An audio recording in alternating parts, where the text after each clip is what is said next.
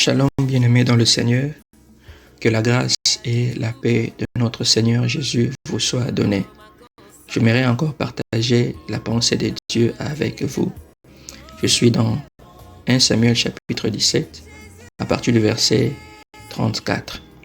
David dit à Saoul, ton serviteur faisait paître le brebis de son père.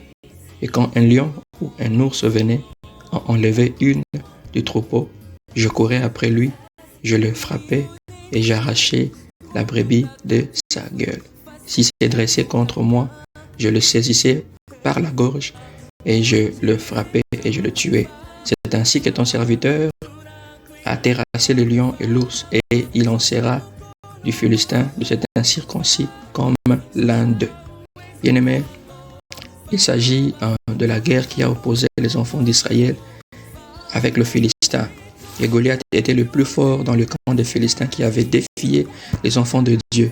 Et il devait avoir aussi un homme courageux dans le camp des enfants d'Israël pour aller affronter le grand Goliath. Et tout le monde avait peur, tout le monde reculait, tout le monde ne pouvait pas affronter Goliath. Mais David se pointe pour dire que lui va combattre le grand Goliath qui était un obstacle. Et on voit comment il a parlé avec assurance parce qu'il connaissait comment Dieu avait agi dans sa vie. Bien-aimé, Israël voulait avoir le secours de Dieu et il pensait avoir le secours de Dieu par le biais d'un homme qui était aussi fort comme Goliath, un homme qui était également élevé, était aussi aguerri dans le combat. Mais Dieu donne la victoire aux enfants d'Israël par un jeune homme, par un homme qui était faible physiquement, s'il faut comparer avec Goliath. Bien-aimé, j'aimerais nous dire encore ce matin, toutefois, Dieu n'est pas lié par des critères que les hommes ont établis. Dieu n'est pas lié par des critères que les hommes posent, bien-aimé. Israël avait besoin de vivre la main de Dieu. Israël cherchait le secours de Dieu. Mais vous allez voir comment le roi n'avait pas d'abord approuvé David quand il avait vu, parce qu'il avait fait la comparaison avec l'ennemi. Il a pensé que David était un faible, David ne pouvait pas vaincre. Et pourtant, c'est par David que la solution. C'est par David que le secours des enfants d'Israël avait eu lieu. Dieu a utilisé un homme faible pour vaincre un ennemi fort. Bien-aimé, sois sensible à l'écoute de Dieu. Sois sensible aux choses de Dieu. Dieu n'est pas toujours lié par des critères que les hommes imposent. Non, bien-aimé, pour te faire du bien, pour te venir au secours, Dieu peut utiliser un moyen que tu penses le moins. Ça peut ressembler à David, un moyen faible, un moyen que tu penses ça ne peut pas marcher. Et pourtant, c'est par ces moyens que Dieu peut te faire du bien.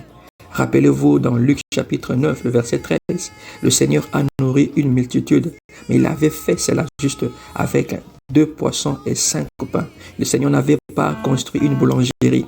Il n'avait pas fait pleuvoir du haut du ciel, bien aimé, le poisson et le pain. Mais le Seigneur a opéré le miracle avec le peu qu'ils avaient dans la foule. Bien aimé, rappelez-vous de Jean chapitre 2, verset 6, où le vase était destiné à la purification. Ce sont le même vase que le Seigneur Jésus a utilisé pour redonner encore la joie dans la fête à Cana. Bien-aimé, Dieu, des fois, il passe par des choses, par des méthodes que tu penses le moins. Alors ne case pas Dieu, n'impose pas à Dieu une ligne de conduite, une ligne à suivre, parce qu'il est Dieu. Seulement, soyons sensibles à la pensée de Dieu, soyons sensibles parce que le secours de Dieu ne vient pas toujours de la manière dont toi tu penses.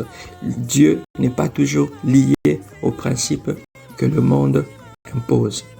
Seigneur, nous te disons merci parce que tu es bon, tu es merveilleux. Yahweh, peut-être nous avons eu à échouer, nous avons manqué ton secours parce que nous avons pensé que tu allais agir selon nos propres critères, nos propres principes. Mais ce matin ou cet après-midi, tu veux encore nous parler que nous devons être sensibles, Yahweh, à ce que tu nous dis, parce que ton secours ne vient pas seulement de la manière dont nous pensons. Seigneur, je prie que cette parole touche quelqu'un, que quelqu'un devienne sensible à ce que Dieu lui dit, devienne sensible à la pensée de Dieu, afin de ne pas rater le secours de Dieu. Merci Seigneur pour ta parole, au nom de Jésus. Amen. Que Dieu vous bénisse.